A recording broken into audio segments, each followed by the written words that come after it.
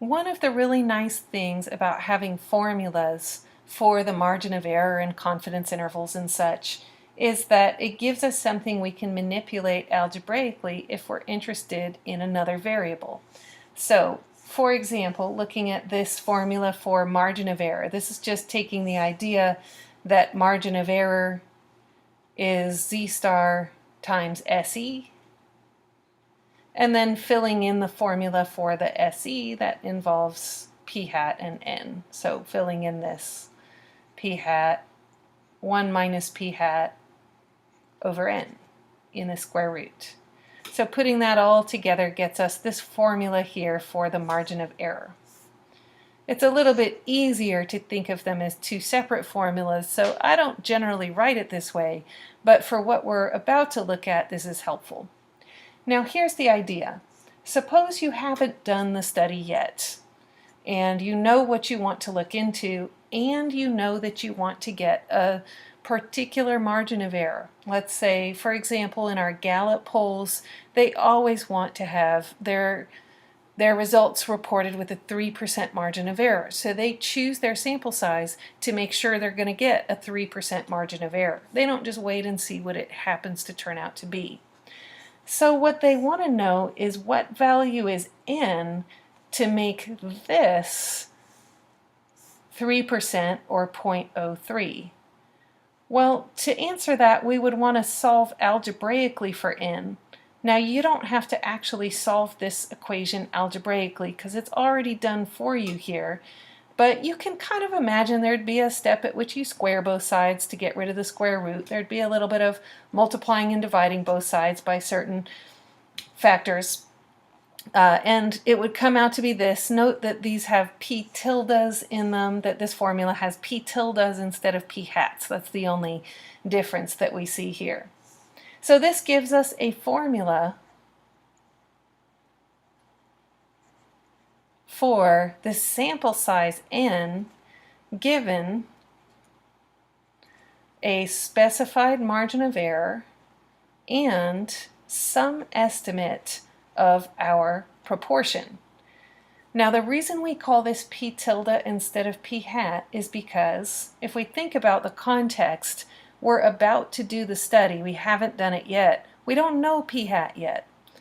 So there's a couple of choices that we have. Either we can try to find some historic estimate of this proportion. If a prior study has been done, then there might be an estimate that we can use. We'll take their p hat and plug it in for p tilde. So if some historic data are available, we do this. If not, there's a conservative estimate, which is to just say 0.5. The idea is using 0.5 is always going to give you a larger value of n than using any other value for p tilde. So because this is going to give us a larger value of n, we call it a conservative estimate. We could probably get by with a smaller value of n than this is going to give us, but we know that we're covered if we do this. So we'll look at two different situations, one in which we can use a prior estimate and one in which we can't. So consider this situation, and this is sort of timely, so whenever you're watching this video it might be old news. But let's say that last week President Trump's approval rating was 37%, and we don't believe it's changed dramatically, but we do want to estimate it and we want to know how many people to contact. We'll consider it reasonable to use this as our p tilde. So we use p tilde equals 0.37. We don't think it's changed dramatically. We want a 3% margin of error, and that tells us that my ME is going to be 0.03. One thing to be aware of in this formula, you do have to convert your percents to decimals for margin of error. So margin of error needs to be entered as a decimal. Now, what we would do, oh yeah, also 95% confidence interval, all that tells us is z star. Z star for a 95% confidence interval is 1.96. So putting all of this together, we get that n is equal to 1.96 divided by that margin of error 0.03 squared times 0.37, which is our p tilde, times 0.63, which is 1 minus that p tilde. And we put all of this into a calculator to get our n. 1.96 divided by 0.03, then we square it, then we multiply it by 0.37, then we multiply it again by 0.63. And I get 994.9.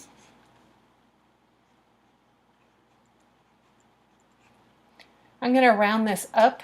I would round it up regardless because the next digit is a 9, but I'm going to always round these up just to make sure that I always get a sample size that's big enough to make sure my margin of error doesn't creep up above that allowed 3%. All right, now let's consider another situation.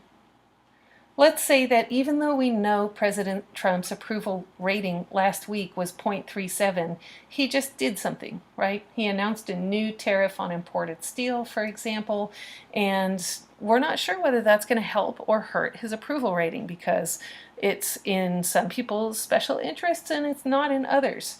So we're going to play it safe by using the conservative estimate 0.5 in our formula. We're not going to use the 0.37. This way we're sure that our sample size will be big enough to get a 3% margin of error. So again, we do have ME equals 0.03. And again, we have a 95% confidence interval, and therefore Z star is still 1.96. So almost everything is the same. We now have N equals our Z star divided by our margin of error squared times the 0.5 and then times 1 minus 0.5, which is also 0.5. Now when we put this into our calculator, we get 1.96 divided by 0.03 equals, I square it, I multiply it by 0.5, I multiply it by 0.5 again, and I get 1067.1.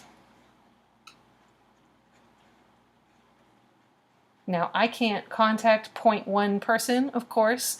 If I want to be really conservative, I still round this up even though it's barely above 1067, and I go for 1068. This is by far not the most important part of all of this. Being able to figure out to use this formula and know what to put where is much more important than knowing that we round up. But in this case, rather than rounding off, we would just round up to be on the safe side. So we can see that using 0.5 in the formula did get us a bigger sample size than using 0.37 in the formula, and that's always going to be true, that putting in 0.5, we call it a conservative estimate because it always gives us a maximum possible value coming from this formula given Z star and the margin of error.